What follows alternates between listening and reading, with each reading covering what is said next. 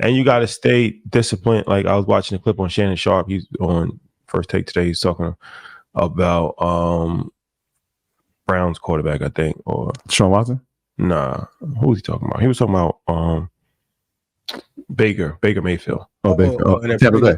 Yeah. So he's balling. He's balling. So he was talking about Baker Mayfield, and he was saying that I guess Baker. I don't know the context of it, but I guess Baker Mayfield might have made a comment about like he did too stressful or something like that. Oh, he said they asked him about his role coming to Tampa, and his thing was like to bring joy back to the organization. People didn't feel like they were having fun playing football. But Tom Brady had asked the question, and he was the old quarterback. So they were like, so Tom Brady responded with like, I didn't come to bring joy. I came to win championships. Yeah. All the joy is in the winning. Yeah. So that's what so Shannon Sharp was pretty much just saying, like, paraphrasing that yes, in order to win, you gotta be, disciplined. You gotta do the same things every day. You gotta hold people accountable. And that's something that a lot of people don't feel comfortable with. But that's what it takes. Like, that just everything. You got to do the same thing. It's like military. Like, you got to do the same thing every single day. You got to make sure that everybody knows their roles. You got to make sure that, if somebody makes a mistake, they're held accountable. There's consequences. Like in the military, if you make a mistake, there's consequences for it. You can't just say, oh, my bad, I made a mistake. Somebody might get killed. Yeah. So it's like if you miss an assignment or if you late or something, like you're going to get disciplined. Like you're going to get disciplined for it. And that discipline might come in physical discipline. It might come in, you got to run 6 miles with a 50-pound weight on your chest. Like, you know what I'm saying? Like they're going to make sure that, and if you do it too many times, you get kicked out or you get demoted or, and that's true with anything. Like, but I feel like when you start making excuses, it opens the doorway for negligence. Yeah. And you can never make negligence acceptable. Because once that happens, then you're not going to be able to maintain greatness. So that's important. Like that level of discipline, routine. Like I said, that's the best comparison I can really give is the military, because that's the highest level of discipline. Yeah. Like, you know what I mean? Like you wake up at 5 o'clock. There's no waking up at 5:01. Like if we here at 5 o'clock, you're here at 5 o'clock. Yeah. It is no other. Or you go, like, you know what I'm saying? Like you're gonna face major consequences if you don't.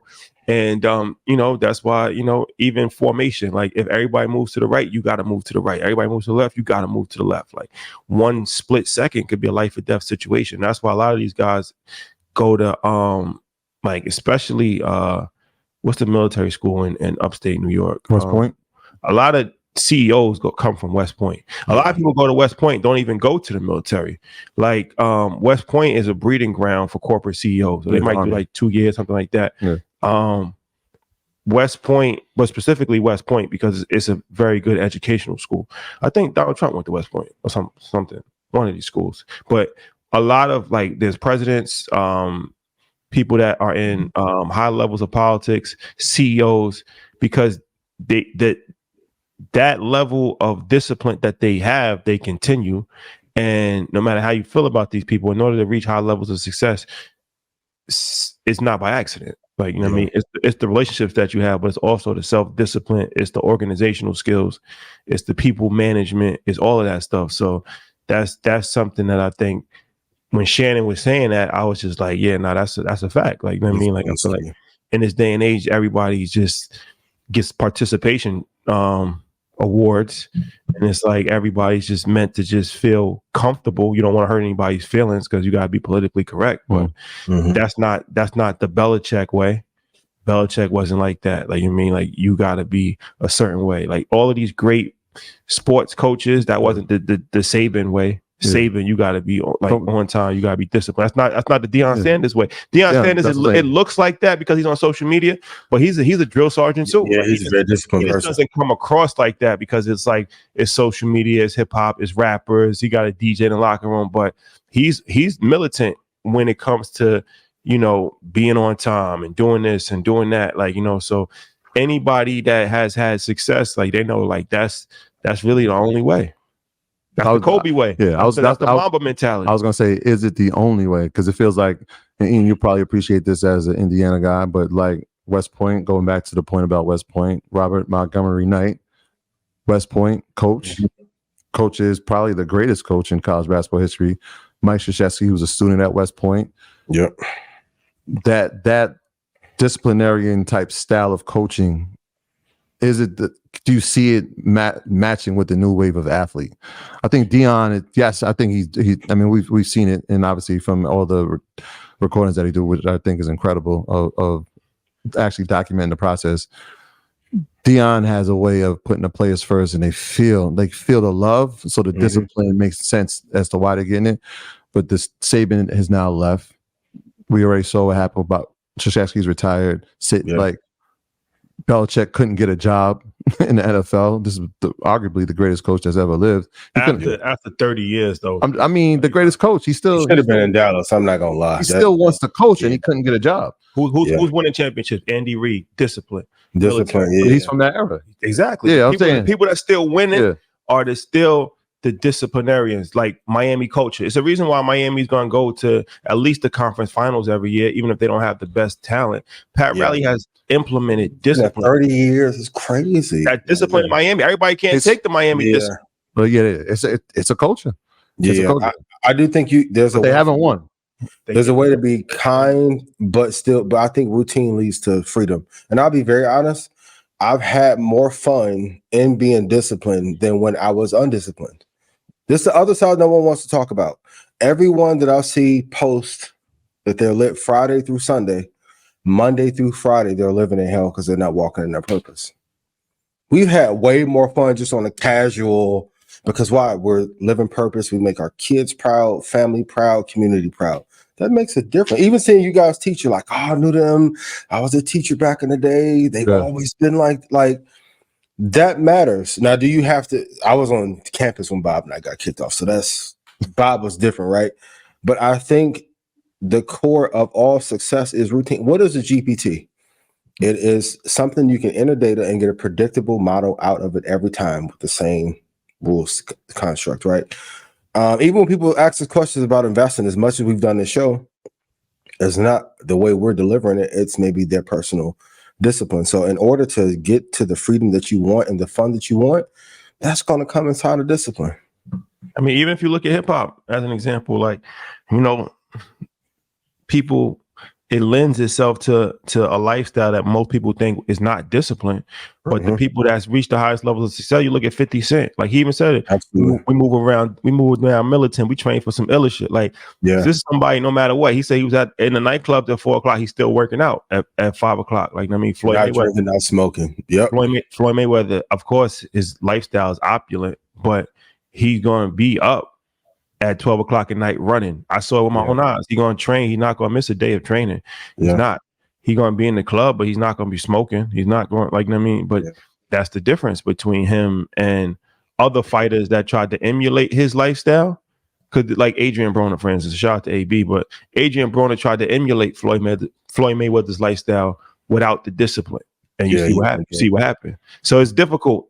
It's difficult to do it, but you could still live that life, have fun, and still maintain the discipline. And I feel like that's the people that's really like successful. Even like Jay, like you don't really see him too much. Like even for him not talking, that's a form of discipline. Like you know what I mean? Like absolutely.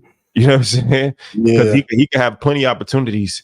He even said it himself. I forgot what lyric. He was like, that takes discipline. Like you know what I mean? Like I could like lash out at you, but that takes discipline not to say anything. People with Kendrick. Every single day somebody's attacked Kendrick, J. Cole. Like these people, like it takes discipline to just stay off social media, to be quiet when people is talking about you and say everybody got an opinion, everybody's saying something about you. Like I mean, but that's why Jay-Z is who Jay-Z is. Other people that didn't follow that same blueprint, that got a little sloppy with their interactions as far as how they talked, or it didn't work out for them, right? Like you can see the people that fell off the discipline train or wasn't on the discipline train, look how their long-term trajectory worked out, as opposed to somebody like a Jay, somebody like, a 50 who, no matter what, even though they completely different people, they still stayed on their discipline train. Yeah. How has their career path worked out as opposed to the other people that you could tell that they have no discipline. Mhm. And talent.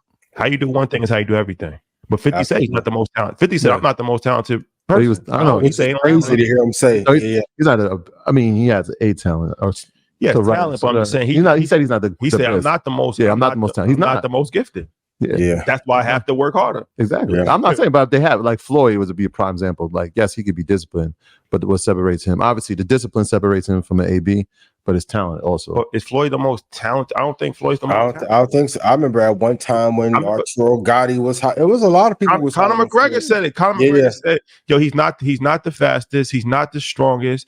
He said, "But he has composure. Which is discipline." He's like, "Yo, his composure is the reason why he Same won thing the over fight." and over. He's I don't think Floyd is you the think most. he's one of the most talented. No, he's talented, of course, but Okay. I'm just saying I don't think that he's just unbelievably out of this world. Like Mike Tyson was a perfect example. Yeah. Mike Tyson was talent. He had a skill set to hit you as hard as anybody. But Yeah, Mike from a young Tyson, age. Mike Tyson wasn't as disciplined as Floyd, and you can see. Shout out to Mike, no disrespect, but I'm just saying his career, how his career played out, is different from how Floyd's career played out, right? Because once at some point in time, your talent's going to go away. Now, what do you have? Yeah. Right now, if you can't think properly, if you're not conditioned, if you don't have strategy, now your talent's only going to take you so far. Mike Tyson's talent took him until he met somebody better than him. That's what I'm thinking to myself. Was he one of the most talented, or was he one of the most raw skilled?